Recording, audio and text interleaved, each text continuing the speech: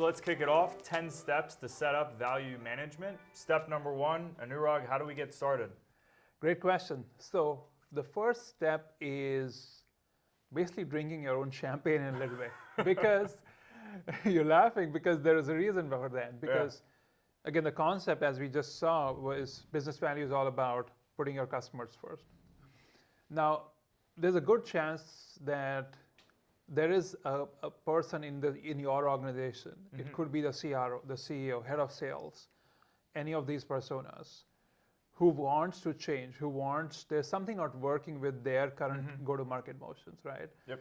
And they would like to embrace business value. They may have done it in prior life, they may have heard their peers doing it and seeing success from it, and they want to embrace. The big question for them is, how do you get started? Absolutely. Right? So for step 1 is a vision match. A vision match with the expectations from that key stakeholder. That is why I said drink your own champagne. Absolutely. So step 1 is identify who that person is, who's your sponsor, and then understand why they want to change.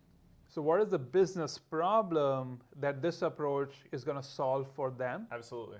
And the last piece to that is going to be co-creating with them the vision for the future in terms of, okay, there's a problem now.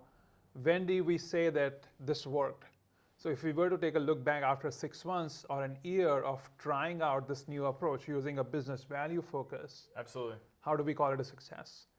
Because these are fundamentals that we would practice with customers, because customer zero for us in this situation is the internal stakeholder, the internal champion. So you want to level set with them. So I think it's fascinating when you talk about, I would call them the symptoms or the reasons why you would get started in an effort for that vision match. I think a lot of them are very painfully forward in the sense of our sales cycles are long or getting longer. We're missing forecasts on a quarterly basis. We've seen discounting take too heavy of a turn, especially in down or challenging markets. Our margins are eroding. So I feel like a lot of those symptoms exist at a lot of companies, but the understanding that there can be a different, holistic, integrated approach to it in value management to help solve them.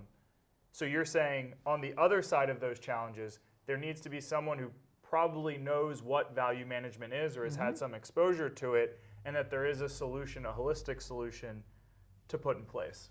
Absolutely. And you called the symptoms out, absolutely nailed it. There could be others as well in terms of churn. Yeah.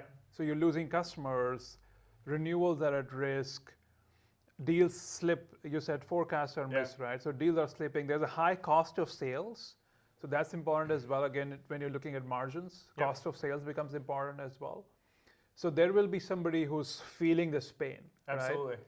And it could be the CRO, it could be the CEO, but he or she is feeling the pain. They need a solution. One of the solutions could be business value. So I think there's an important split here in terms of two groups, because what you just described in terms of that vision match is someone in an organization who understands or has had exposure to value management. You and I have talked about this a lot. A lot of organizations are, of course, feeling that pain. They don't have someone from a high executive level who has had exposure to value management.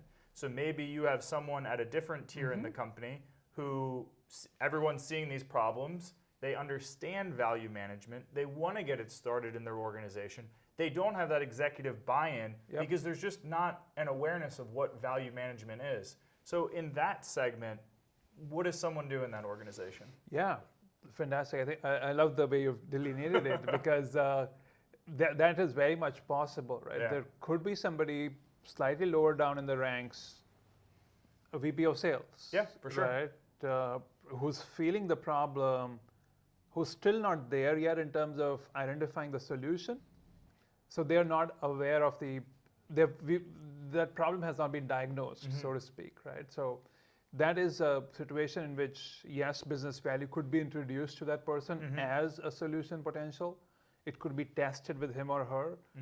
Some pilots could be done, and then you take it to the person who's at an executive level, like the CRO or the CEO, that, hey, this was a problem in a small scope. Yep. that this person was feeling the VP of sales. He or she tried a different approach, which has led to significant results. Wouldn't it be nice if we were to scale this across Roll it the out. company? Okay. Right? If let's say win rates. Win rates have seen 2x, 3x increase on, let's say, a $100 million patch. Wouldn't it be nice if that becomes almost the go-to-market constant Yep. on a $1 billion book of business? It's a great example. It's something that I've seen exponentially in my work, especially with foreign founders expanding to the US market. A lot of times this isn't a concept they're aware of. A lot of times foreign-led companies are very technical and engineering-led. And given the depth and the situation of the US market, say, hey, let's try this value consulting, this value management style in the US. Let's prove that we can get higher deals at shorter sales cycles. And then a lot of times I'll see that mirrored and then copied back in the home country and expanded in other areas. So Yeah. I agree that a lot of times you have to start small if you don't have that awareness from an executive level to begin with. Yeah. Actually, building on top of what you said, engineering-led organizations are actually a very fertile ground for trying business value. Really? Because there was a recent IDC study, and this has been known in a while, a majority of IT budgets are not with the office of the CIO anymore.